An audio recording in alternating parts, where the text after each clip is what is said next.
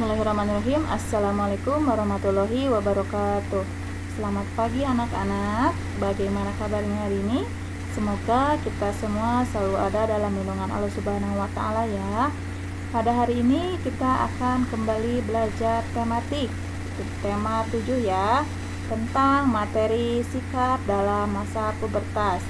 Nah, minggu yang lalu kita sudah sama-sama belajar tentang ciri pubertas pada laki-laki dan perempuan ya. Dan pada hari ini kita akan membahas tentang sikap dalam menghadapi masa pubertas.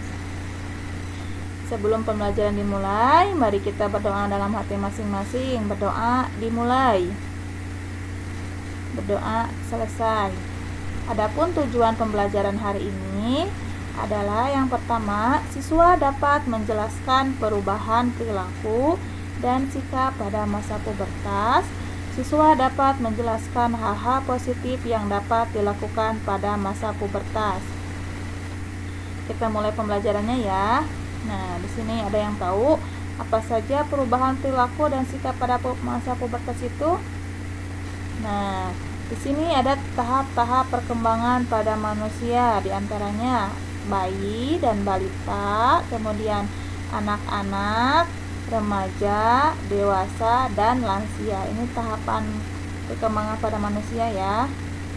Pada masa pertumbuhan dan perkembangan, organ-organ tubuh akan semakin berfungsi dengan baik.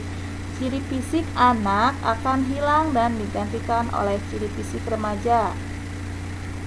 Selain perubahan fisik, terjadi perubahan pola pikir dan tingkah laku pada saat anak-anak memasuki masa remaja.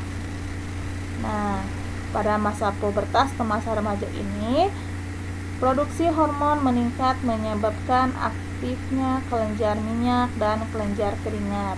Nah, aktifnya kedua kelenjar ini dapat mengakibatkan jerawat dan tubuh berbau kurang sedap ya. Nah, di sini perubahan perilaku dan sikap pada masa pubertasnya apa saja? Nah, yang pertama, remaja lebih mandiri dalam melakukan aktivitas sehari-hari seperti membersihkan kamar dan menyiapkan kebutuhan sehari-harinya. Yang kedua, secara sosial, remaja akan lebih banyak berinteraksi dengan lingkungannya dan menjalin persahabatan dengan sesama ya. Yang ketiga, remaja memiliki rasa ingin tahu yang besar dan ingin mencoba banyak hal. Yang keempat, remaja cenderung mengalami perubahan emosi dalam kehidupan sehari-hari. Nah, peran orang tua, lingkungan, dan pergaulan yang memberikan pengaruh positif sangat diperlukan dalam menyikapi masa pubertas ini ya. Yang selanjutnya yaitu di sini ada cara menyikapi masa pubertas. Yang pertama, menjaga kebersihan tubuh. Nah, dalam masa pubertas ini, aktivitas kelenjar minyak dan kelenjar keringat meningkat. Akibatnya wajah mudah berjerawat dan tubuh berbau kurang sedap. Nah, mandilah 2 kali sehari dan kenakan pakaian yang mudah menyerap keringat. Apabila keringatmu berlebih, bersihkanlah tubuhmu dan gantilah pakaianmu. Nah, pakaian yang lembab oleh keringat menjadi sarang kuman. Kuman dapat menyebabkan bau tidak sedap dan menimbulkan berbagai penyakit kulit ya. Nah, yang kedua, menjaga kesehatan dengan memilih makanan sehat dan berolahraga. Makanan diperlukan untuk pertumbuhan badan. Pilihlah makanan yang berasal dari bahan-bahan segar dan diolah dengan cara yang sehat, misalnya tanpa pengawet, pemanis buatan, atau penyedap rasa ya. Perbanyak pula minum air putih untuk menggantikan cairan tubuh yang keluar berupa keringat. Nah, yang ketiga di sini hati-hati dalam bergaul dengan lawan jenis. Pada masa puber, organ reproduksi telah aktif. Oleh karena itu, sebaiknya kamu bergaul dengan lawan jenis dalam batas yang wajar. Hindari berdua-duaan antara laki-laki dan perempuan ya. Yang keempat, memilih bacaan dan tontonan yang sesuai umur. Nah, saat ini akses untuk bacaan dan tontonan dengan mudah dapat kita peroleh Namun, pilihlah bacaan dan tontonan yang baik, menambah wawasan dan sesuai umurmu ya. Hindari membaca bacaan dan menonton tontonan dewasa. Yang kelima, rajin beribadah sesuai agama masing-masing. Nah, dengan rajin beribadah, kita mendekatkan diri kepada Tuhan. Kita akan mematuhi aturan-aturan agama untuk berperilaku dan berbuat sesuai tuntunan agama. Itu ya. Yang selanjutnya di sini menjaga kesehatan reproduksi.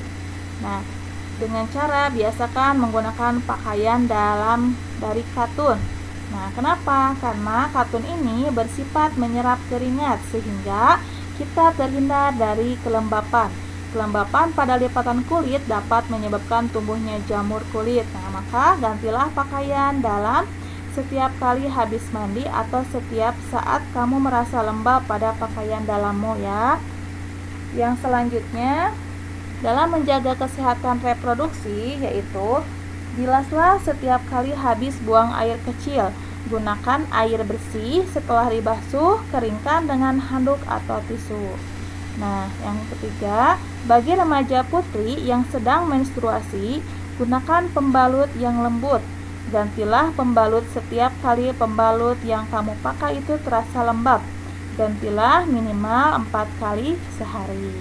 Nah, itulah beberapa cara dalam menyikapi masa pubertas ya. Nah, di sini yang selanjutnya ada hal-hal positif yang dapat dilakukan pada masa pubertas. Apa saja? Yang pertama, membicarakan masalah yang dihadapi dengan orang tua atau orang-orang yang berpengalaman dengan bijak. Yang kedua, memilih teman-teman yang saling mendukung dalam hal positif.